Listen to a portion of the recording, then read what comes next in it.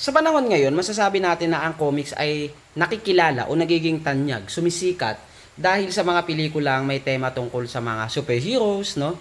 Tulad ng Avengers, ng Justice League, nila Spider-Man, Batman, Superman, Iron Man at napakarami pang iba. Itong hawak ko ngayon ay isang Superman comics ng DC, no? At si Superman ay unang nabuo o nalikha noong 1933. At ito ay nilikha ni Jerry Siegel at ni Joe Shuster noong 1933, pero una itong lumabas sa premiere ng Action Comics noong 1938. At syempre sa ibang bansa, no, maunlad o matayog ang kultura ng paglikha ng comics. At dito sa Pilipinas, masasabi natin na hindi na ito kasing tingkad ng kasikatan nito noon. Yes, may panahon na kung saan tinatawag na Golden Age of Comics. Ang unang Pilipino na lumikha ng comics ay walang iba kundi ang isa sa ating pambansang bayani na si Dr. Jose Rizal. Ang isa sa kanyang mga talento na maaaring sabihin na hindi alam ng marami ay ang pagguhit o paggawa ng comics, no? 1885 ay unang nilikha ni Dr. Jose Rizal ang kanyang comics na pinamagatang ang Pagong at ang Matching.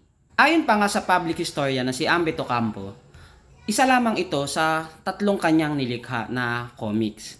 Bagamat si Dr. Jose Rizal ay kinikilala rin bilang father ng Philippine Comics o ama ng Philippine Comics, nariyan din si Tony Velasquez na siyang isa sa mga pioneer at kinikilala rin, no, na founder at tagapagtaguyod ng Philippine Comics.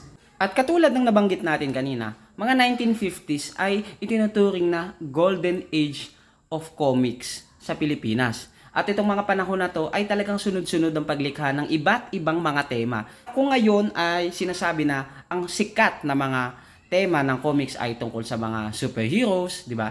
Nung mga panahon na yon ay hindi lamang tungkol sa mga superhero, no? Andyan din ang mga love story, andyan din ang mga horror, andyan din ang mga bomba, no? Kung alam niyo yung ibig sabihin nun.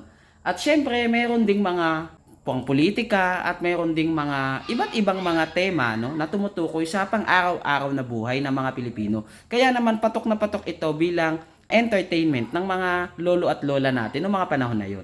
At marami sa mga comics na ito ay naging pelikula rin. Kaya naman masasabi natin na hindi naman tayo huli doon sa paglikha ng mga pelikula na hango sa mga istoryang nalikha sa mga Pinoy comics. Pero kung makikita natin sa panahon ngayon ay hindi na ito kasing lakas ng mga panahon noon. Dahil nung mga 1990s, mas sinasabi na unti-unting humina na nga ang industriya ng comics. Ang ilan sa mga comics o mga kwentong comics na naisa pelikula nga ay ang Panday, ang Darna syempre, ang Captain Barbell, Palos, Pitong Gatang, at marami pang ibang mga comics stories dito sa Pilipinas na naisa pelikula nga. Kaya masasabi nga natin na hindi tayo nahuli sa pagsasapelikula ng mga kwento sa comics. Gayun pa man, sa kabila ng kasikata ng Philippine Comics noong 1950s hanggang sa mga sumunod na dekada, ay unti-unti nga itong nanghina.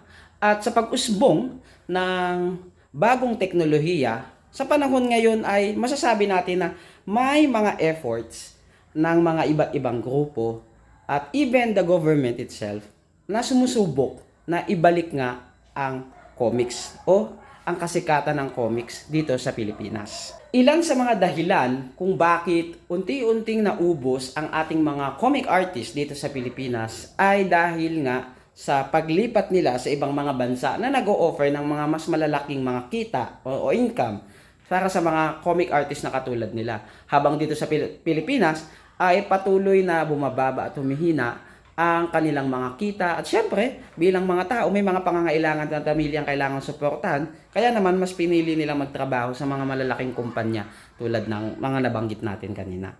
At sa paglago nga ng bagong teknolohiya, ay nagkaaroon nga ng panibagong sigla ang paglikha ng mga comics, no? At bagamat hindi na katulad ng mga comics na ganito, yung mga physical copies, may mga iba't ibang mga platform na kung saan ay doon na lumilikha ang mga makabagong Filipino comic artist. At isa nga dyan ay yung digital platform o sa internet, di ba? Marami ako nakikita ngayon sa Facebook na lumilikha ng mga comics, no? Sa Facebook at sa iba pang mga digital platforms.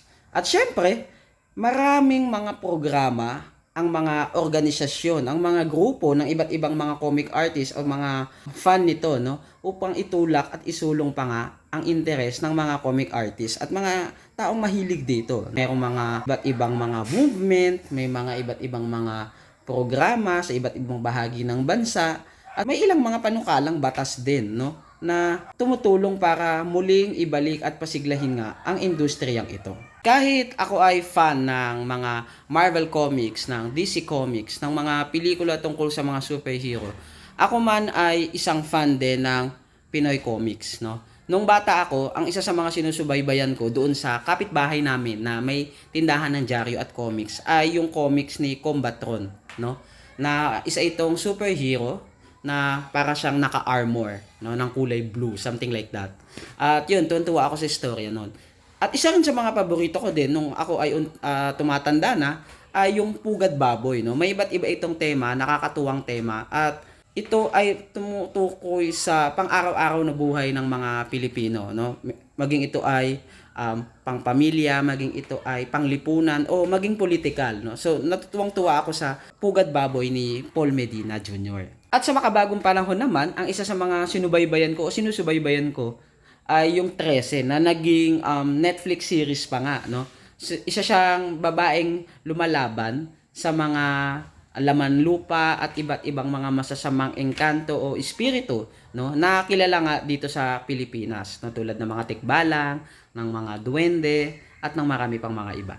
Nakakatuwang isipin na sa mga superhero natin muling nakikilala ang comics ng mga Pilipino, hindi lang international, dahil sa mga superhero na mga pelikula, superhero nasa mga series at marami pang iba, no? Mga superhero na pinakilala ng Avengers, pinakilala ang Justice League, pinakilala sila Spider-Man, Batman at marami pang iba. Dito sa Pilipinas, isang hero din ang nagpakilala ng comics sa Pilipinas. At yun nga ay si Dr. Jose Rizal. Nakakatuwa lang isipin. At sana, patuloy pa natin itong makilala at patuloy ngang makabalik ang comics dito sa Pilipinas, no? Suportahan ng iba't ibang mga organisasyon, grupo ng mga tao, at nang maging ng gobyerno, no, sa pamamagitan ng iba't ibang mga batas at ibang mga panukala, no, na muling palakasin, patatagin at pag-ibayuhin pa nga ang patuloy na pag-unlad ng comics dito sa Pilipinas. Nang sa gayon, patuloy itong maghabi ng iba't ibang karanasan, magpakilala ng kultura, at ipakilala ang pagiging Pilipino at pagiging bansa natin tulad ng nangyari dati.